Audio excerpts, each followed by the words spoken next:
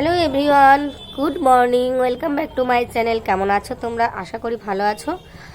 ঠান্ডা তো কমেই নেই, উপরন্তু কাল থেকে এত ঠান্ডা লেগেছে, শ্যাম্পু করে নিয়েছি আর এখন একটু গরম পড়ে গেছে তো একটু বেলা করেই স্নান করছি। দুদিন ধরে 3টে সাড়ে 3টে হয়ে যাচ্ছে স্নান করতে করতে।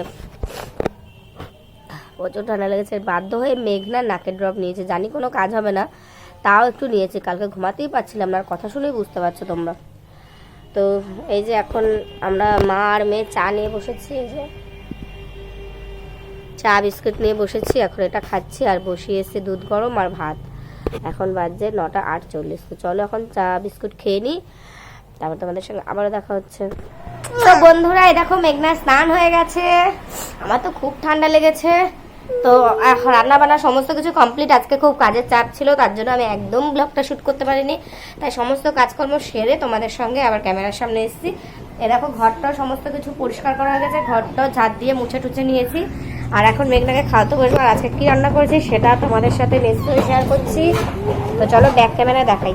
তো এই দেখো আজকে রান্না করেছি চিংড়ি মাছের ঝাল, মানে মালাইকারি না, কিন্তু এটা হচ্ছে ঝাল। আমি প্রথমবার চিংড়ি মাছ রান্না করলাম, আমি কোনোদিনও রান্না করিনি। চিংড়ি মাছ তো কাটতেও জানি না, ইউটিউব দেখে চিংড়ি মাছ কাটলাম, তারপরে একটা রেসিপি ইউটিউব থেকে দেখেই রান্না করলাম।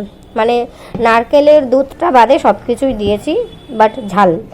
আর করেছি বাঁধাকপির তরকারি, দুবেলার জন্য করেছি, কড়াইতে একটু আছে। আর এখন এটা আমরা খাবো বলে বাটিতে মানে তুলে নিয়ে এসেছি।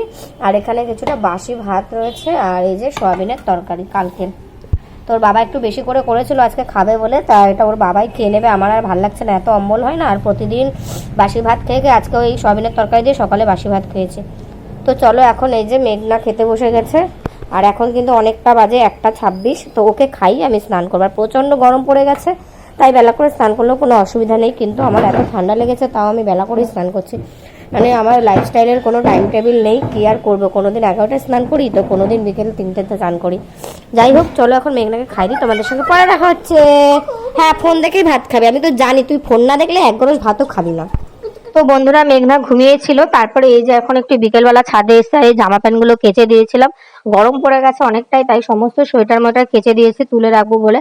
আর মেঘনা দেখো ঘুম থেকে উঠে কিন্তু টেপ জামাই পরা রয়েছে, কেননা সত্যি খুব গরম পড়েছে। আর হ্যাঁ, এই ক্লিপগুলো কিন্তু অনেকদিন আগে, তাই ভাবলাম যে তোমাদের সঙ্গে আজকের ব্লগে শেয়ার করে দিই। তো বন্ধুরা, এই দেখো ঘরের অবস্থা।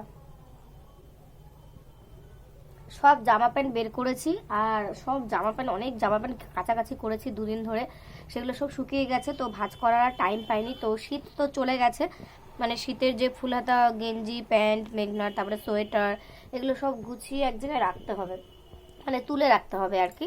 তো মনে হচ্ছে যে আর ঠান্ডা পড়বে না। এমনিতে নর্মালি একটু বৃষ্টি টিষ্টি হওয়ার কথা আছে, আজকেও সন্ধ্যাবেলা একটু বৃষ্টি হলো। তো সেই সেই মানে কি বলে, সেই রকম ঠান্ডার জন্য দু একটা পাতলা গেঞ্জি টেঞ্জি নামিয়ে রাখতে হবে। আর এমনিতে যে সোয়েটার টুপি মোজা এগুলো সব আজকে কাছাকাছি করেছি, কালকে কাছাকাছি করেছি, পরশুদিন কাছাকাছি করেছি। তো সব শুকিয়ে গেছে, ওগুলো এই ট্রের মধ্যে ভাঁজ করে রাখবো। তারপরে এই যে এখানে দেখছো কতগুলো এই যে চেয়ারে, এগুলো আবার কালকে কাচবো। তো সেই জন্য সব গুছিয়ে রাখবো।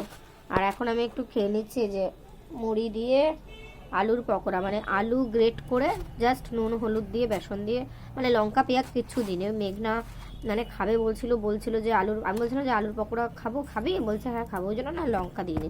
আবার আলাদা করে লঙ্কা কাটবো, ওই জন্য অল্প একটুই করেছি। ওকে দিয়েছি 4-5টা, ওর নিচে নিয়ে চলে গেছে বাটি নিয়ে ঠাম্মার কাছে। আর আমি এই যে গরম গরম, তোমরাও খাও আমার সাথে। গরম গরম গরম বেশ ভালোই লাগে, তবে একটু ঝাল ঝাল হলে ভালো লাগে। মেঘনা খাবে বলে ঝাল দিনি। কয়েকজন বোন তোমরা জিজ্ঞাসা করছিলে কমেন্ট করে যে ভিডিও কেন দিচ্ছে না। সত্যি বলছে, ভয়েস শুনে হয়তো বুঝতে পারছো এই ক্লিপগুলো সবগুলোই অনেকদিন আগেকার। যাই হোক, তো ভিডিও দিতে পারছিলাম না।